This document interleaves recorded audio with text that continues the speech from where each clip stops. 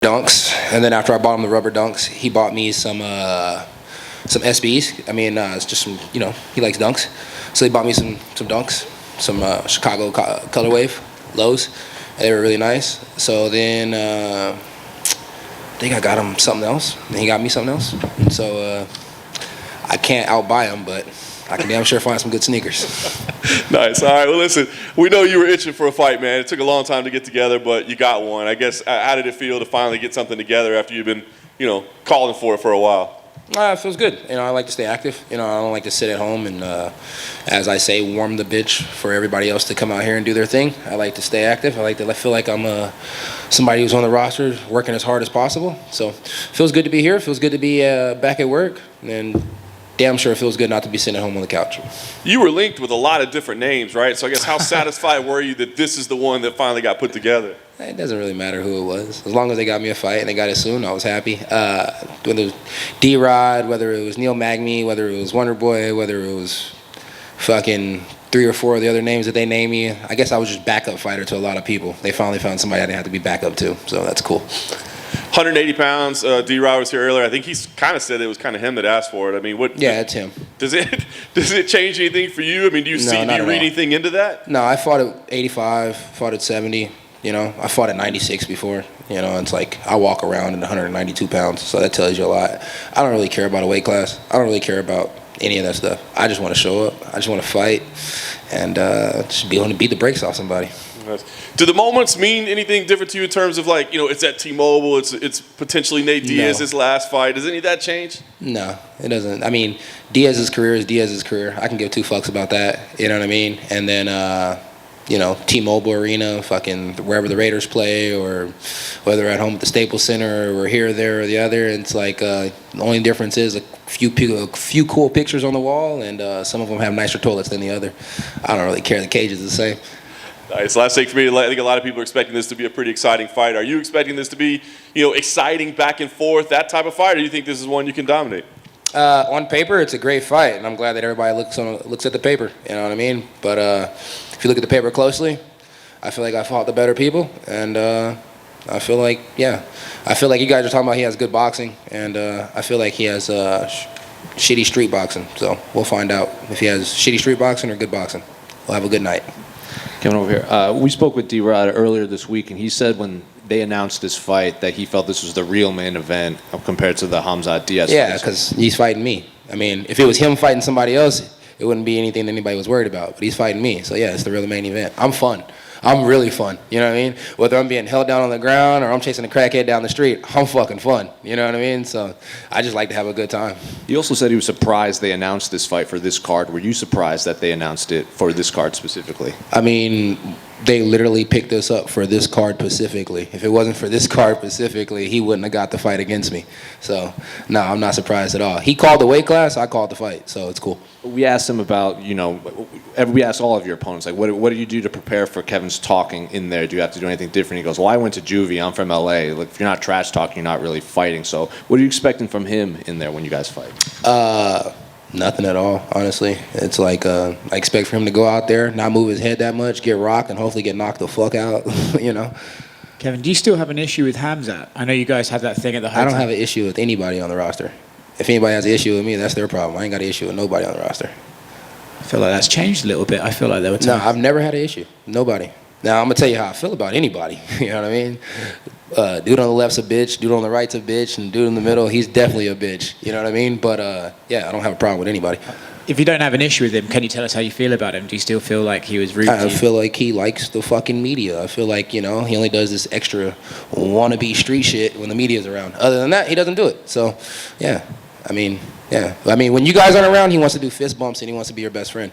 When you guys are around, then all of a sudden he's like, I'm gonna rip your fucking head off. You ain't ripping shit off, dog. Let's be real. You want a paycheck just like the rest of these guys around here. How do you see that fight with him and Nate going? Nah, he should win on paper. Kevin, what's that ice around your neck? It's the same ice that was around my neck last time, dog. Ain't nothing new.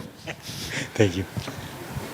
Kevin, I'm curious about your opinion on the performance at UFC 278, Leon Edwards versus Kamaru Usman. How do you think Leon did? He won the belt. He did fucking great. You know what I mean? He took down a guy that's never been taken down. He took his back. He had him in submission trouble.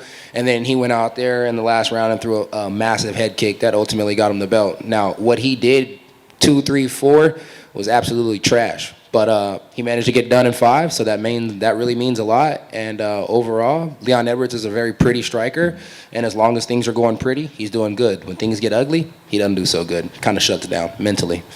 And then what are your thoughts on Kamaru Usman coming off of that KO? I'm curious to see how he comes back. I love how he's taking it. You know, he's not being super, anal about it. He's not shy. He's still out in the media. He's still out doing his thing. He's showing that he is a champion, But, I think he had kind of got that head to him where he thought he was invincible.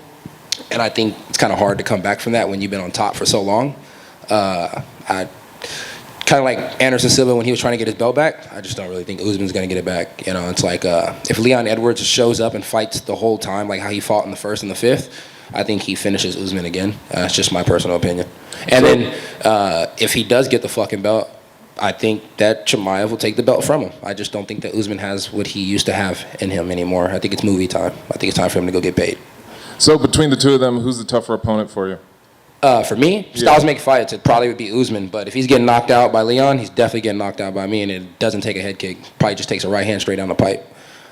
Awesome. So one final question. Since Nate Diaz is on the card, are we going to see any Stockton slaps in the ring? I slap people pretty much every fight, whether it's a up-close combat slap or a distance slap, or we're just on the ground and I do a little backhand because I feel like that. I slap people pretty much every fight, and it's not a Stockton slap. You know what I mean? My boy calls it an Agtown slap. Somebody else calls it this, calls it that. I'm just a smack man, and I'm smacking anything that's in my way. Thank you. No problem, brother. Smack man, how do you match up with D-Rod? You mentioned he's not moving his head at all. So you got that edge on the boxing? Where do you see your strengths? I got the edge everywhere. Boxing, grappling, everywhere. I work harder than D-Rod. D-Rod's been fucking dealing with hand surgery for the past year. I've been working my ass off. You know what I mean? It's like he beat Kevin Lee, but where the fuck does Kevin Lee fit in all of this? So, yeah, hats off to him. He beat Mike Berry, too. Mike Berry beat MVP, so that's pretty cool. But this ain't bare-knuckle boxing, so I'm not really worried about the guy. If we had 16-ounce gloves on, big gloves, and we were boxing, I would tell you for sure I'd win all 12 rounds. We don't have big gloves on. We got little gloves on. Anything can happen. Yeah, I'll probably knock them out and then end up submitting them. So shit happens. How nicer is it to not have to do that full weight cut? I know you've done work at I like the weight 185. cut. You're cool with the 180? I like the weight cut. I like cutting to 170 pounds. I feel a lot more professional when I cut the weight. But it does feel good not to have to cut weight, kind of go back to the 185 days, show up, show out, get paid, stay healthy, and go do it again real quick, And Wonder Boy, he always says my name, but he never responds to my damn Instagram messages. Wonder Boy, I know you see it. I got a blue check. You got a blue check. I'm in them DMs. Respond to me, baby. All right, my man. Thank you, and good luck on Saturday. Appreciate that. What are you DMing Wonder Boy? What am I DMing Wonder Boy? Let me see. I got to check. I got a bad memory. Let me see. I ain't got no money to pull out this time, so don't be looking at me like I'm crazy. How do you hurt that?